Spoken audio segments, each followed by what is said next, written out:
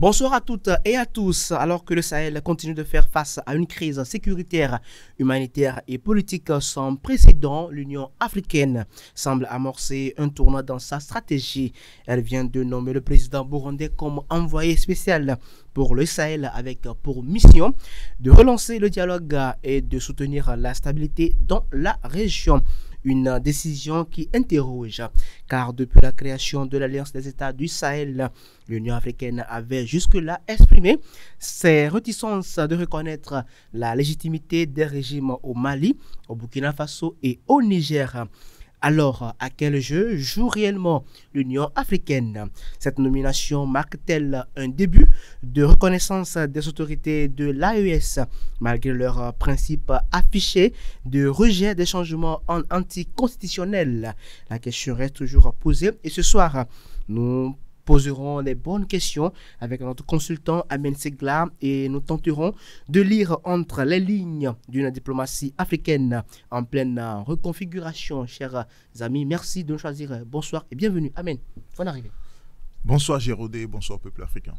Nous allons parler aujourd'hui de l'Union africaine et de l'AES avec la nomination d'un envoyé spécial dans l'espace AES. La nomination d'un envoyé spécial pour le Sahel chargé d'abord d'engager le dialogue avec les autorités de l'AES traduit-elle une reconnaissance tacite de leur légitimité par l'Union africaine?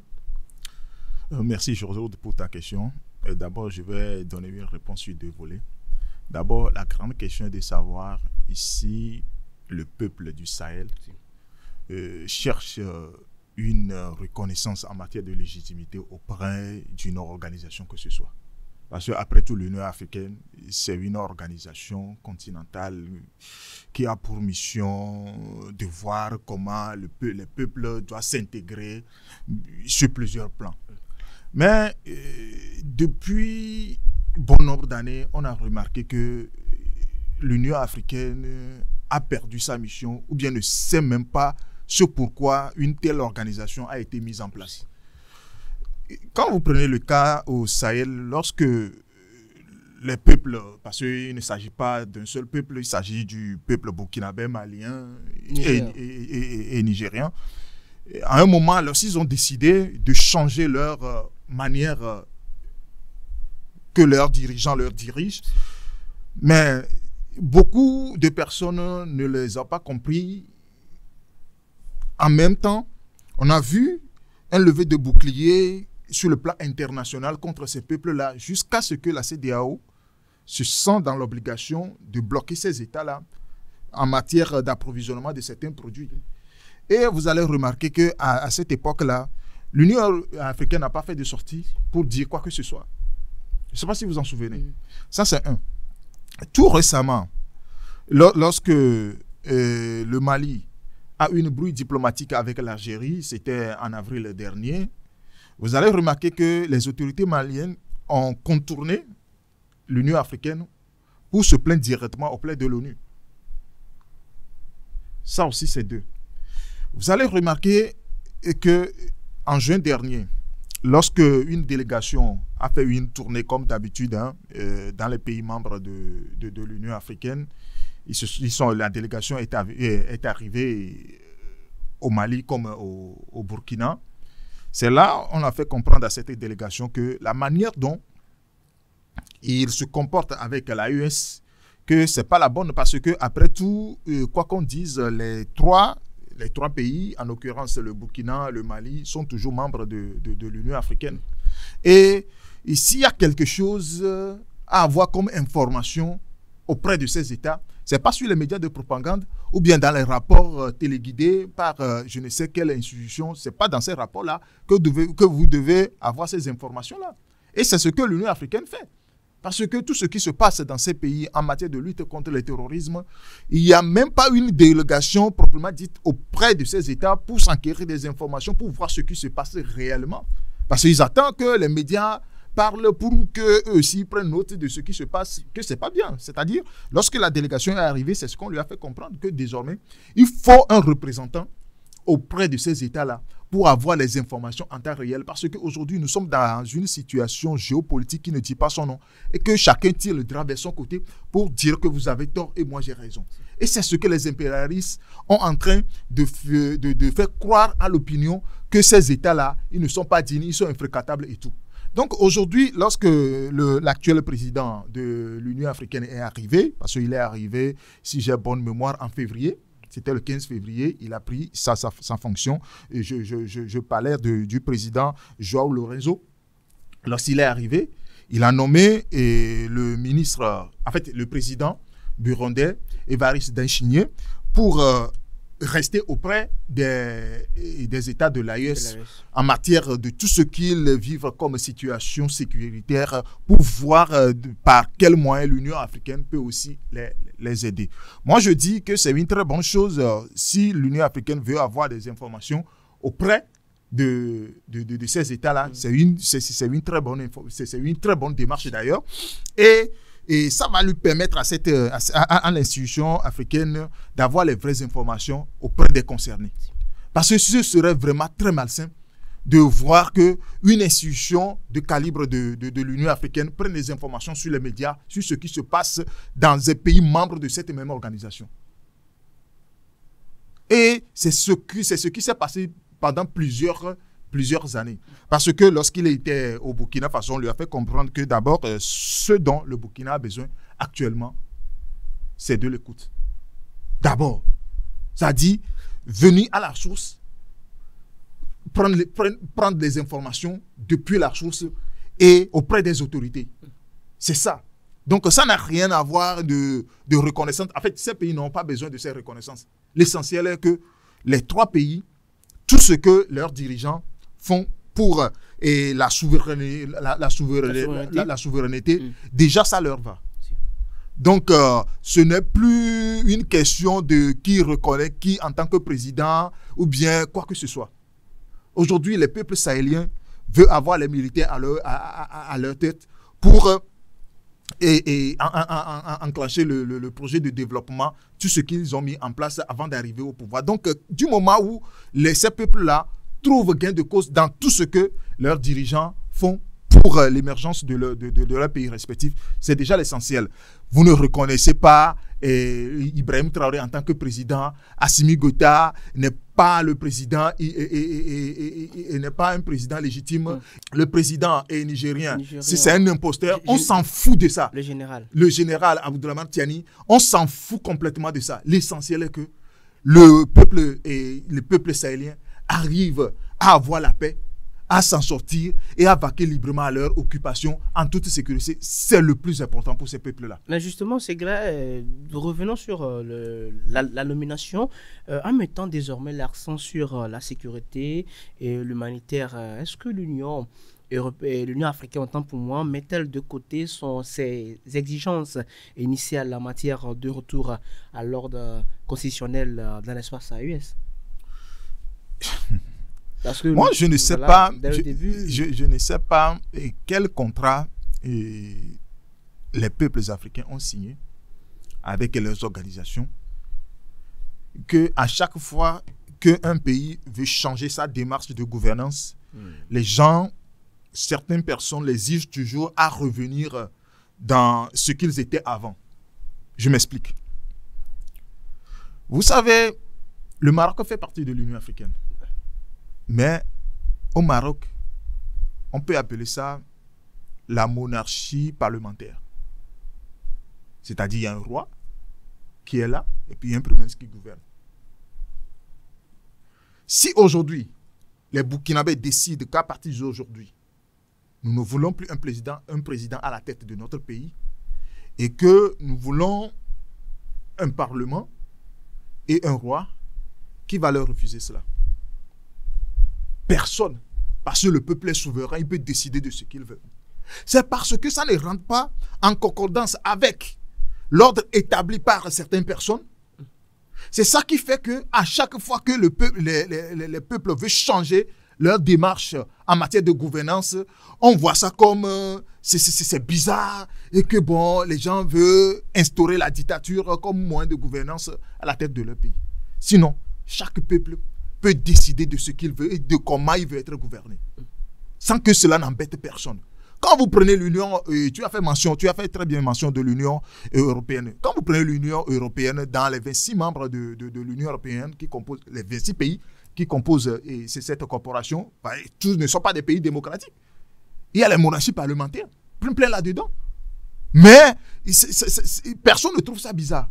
Mais quand un pays africain veut décider de sa gouvernance, parce qu'à un moment donné, il veut se départir de tout ce que le colon a établi comme ordre de gouvernance, il voulait se départir de cela. C'est en ce moment-là, on trouve ça bizarre et que bon, c'est comme si c'est le ciel qui va couler sur ce pays-là. Il va falloir qu'on arrête avec ces histoires-là, quoi. Parce qu'à un moment donné, chaque peuple peut décider de ce qu'il veut en matière de gouvernance. Si les Burkinabés, si les Maliens, si les Nigériens se voient à l'aise, se sentent à l'aise de la manière dont les militaires leur gouvernent, à qui cela pose problème?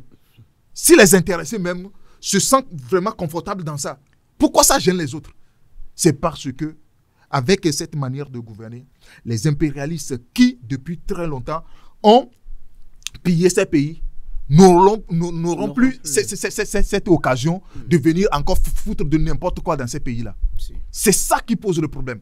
Sinon, lorsque les corrompus étaient au pouvoir et que le peuple mourait de faim, personne n'a trouvé ça bizarre. Mais aujourd'hui, lorsqu'ils voulaient changer les choses, c'est en ce moment-là, ils trouvent que c'est bizarre et qu'il va falloir qu'ils reviennent à l'ordre constitutionnel. Quel ordre constitutionnel? Depuis quand un paysan africain, bon, je ne généralise pas tout quand même, voilà. Depuis quand les paysans africains respectent leur propre constitution? On le voit tous, non? À la fin de leur mandat, ils ont dit très bien dans leur constitution 2 mandats, mais après les 2 mandats, ils changent leur constitution pour se représenter. On a vu ça un peu partout, même à côté de nous, en Afrique de l'Ouest ici. Donc, pourquoi ils ne demandent pas en ce moment à ces présidents-là de revenir à l'ordre constitutionnel? Et c'est quand les militaires sont venus au pouvoir pour corriger un certain nombre de choses que les civils ont entraînées. C'est en ce moment on leur demande de revenir à l'ordre constitutionnel. Il va falloir qu'ils nous foutent la paix avec ces histoires d'ordre constitutionnel. D'accord. Prenons à présent le profil du président burundais, qui est également un chef d'État sous régime fort mais stable. Est-il un compromis diplomatique pour parler d'égal à égal avec les régimes, comme eux-mêmes l'appellent, militaires de l'AES?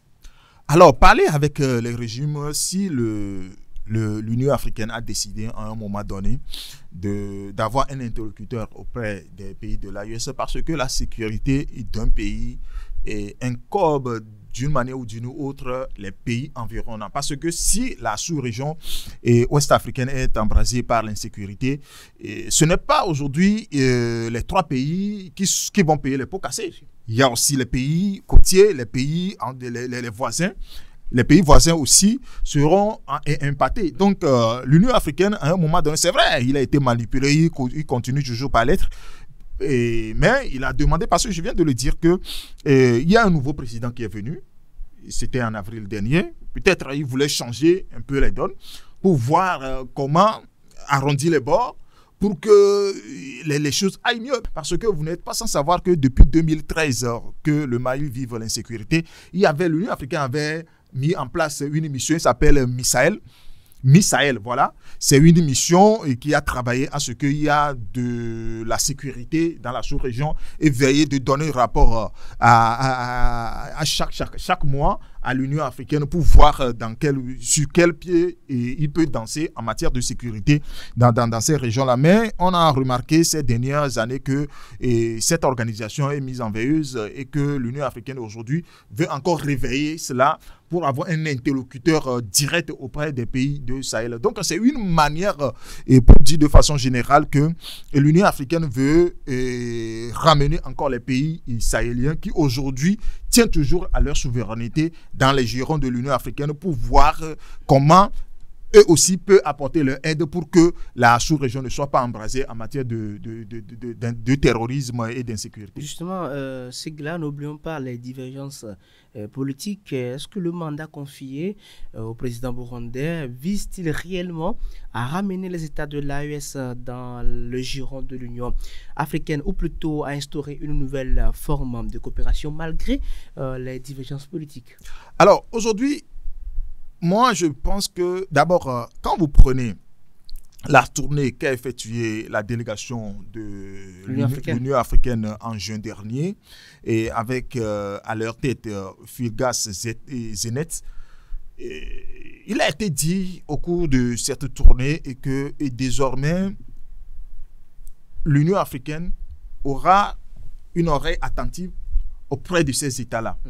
Parce que, en dehors de la crise au sein de la CEDEAO, il y a aussi une nouvelle crise créée délibérément par les vassaux des impérialistes dans la sous-région qui ont créé ça pour précipiter ou bien pour mettre le feu aux fesses de ces trois pays. Parce que c'est dit que ces trois pays, tôt ou tard, ils vont avoir leur propre monnaie.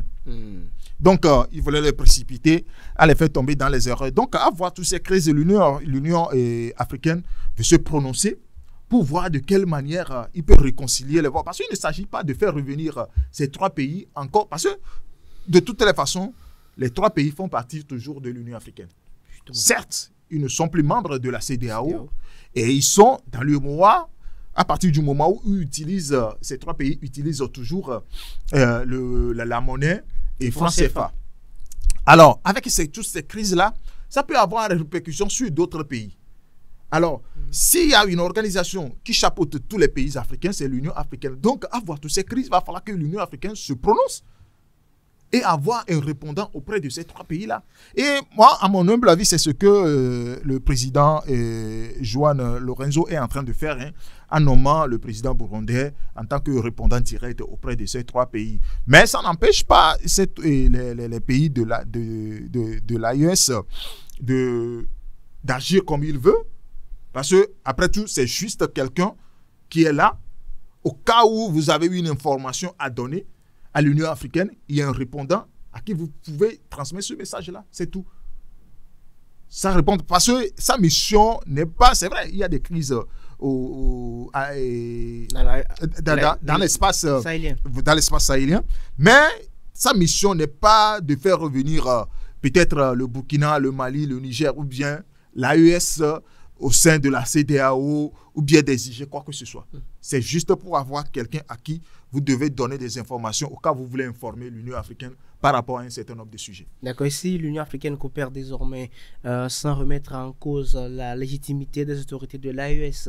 Est-ce que cela remet-il en cause ses propres principes sur les transitions militaires et l'ordre démocratique en Afrique? Je ne sais pas ici. En fait, je ne maîtrise pas les tests de l'Union africaine. Si c'est dit qu'il ne devait pas avoir révolution, il ne devait pas avoir changement de régime, ou bien il ne devait pas avoir changement de manière de gouverner leur pays. Je ne sais pas si les États ont ratifié cela. Mais ce que je sais, c'est que chaque peuple est souverain et peut décider de ce qu'il veut. Je viens de dire que le Maroc est un exemple flagrant en Afrique. Il n'y a pas de démocratie au Maroc. On parle de la monarchie parlementaire. C'est-à-dire un roi et puis il y a les ministres qui gouvernent le pays. Et ça va très bien. Alors, si un pays qui, depuis son indépendance, avait pour moyen de gouvernance comme régime présidentiel, où il y a un président et puis il y a les ministres, il y a le parlement et il y a tout ce qui va avec, et qu'à un moment de leur histoire, ils ont décidé de changer cette manière de gouvernance parce que ils se sont rendus compte que ça ne leur convenait pas. Mais je ne vois pas ce que l'Union africaine a à voir là-dedans. Je ne sais pas quel est le mot. En fait, le dernier mot ne revient pas à l'Union africaine, en fait. C'est à ce peuple-là de décider la manière dont il veut être gouverné. Et aujourd'hui, les gens ne sont pas dans la rue pour que les régimes qui les dirigent ou bien les militaires qui sont au pouvoir partent. Du moment où ce dont souffrent ces trois pays, c'est la sécurité, je pense à mon humble avis que Évariste Ndayishimiye, le président burundais, est là pour voir la manière dont il peut aider ces trois pays-là à améliorer leur situation sécuritaire. Je pense, à mon humble avis, que c'est pourquoi il a été désigné comme un répondant ou bien un envoyé spécial auprès de ces 3 États-là. Sinon, moi, je ne vois pas sa place auprès de ces 3 États-là.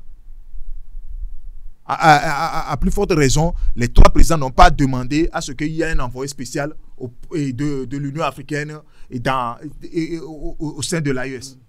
Donc, si l'initiative est venue de l'Union africaine, je pense qu'il est là pour voir comment il peut les aider à améliorer les situations sécuritaires. D'accord, mais c'est clair, pour conclure l'émission en toute beauté, que dire? Alors, pour conclure cette émission, je vais dire que il va falloir que l'Union africaine revoie sa copie. Si. Parce que aujourd'hui, quand vous prenez, lorsque le président, en fait, ce n'est pas le président, c'est le ministre des Affaires étrangères nigérien, a dit, c'était en avril dernier, si j'ai bonne mémoire, que lors d'un sommet de l'Union africaine à Brazzaville, il y avait eu une délégation nigérienne qui était là. Mais à un moment donné, il y a le président de la commission, Mahamat, qui a refusé l'accès à la salle à cette délégation-là, comme il vient d'un régime illégitime, donc ils n'ont pas leur place là-bas. Mais il en a fait cas, il a dit, il va falloir que... Parce que quand vous prenez aujourd'hui la situation, c'est ça le problème de nos institutions en fait. C'est-à-dire, ils n'arrivent pas à se décider d'elles-mêmes.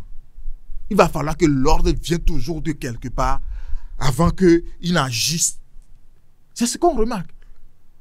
C'est ce qu'on remarque.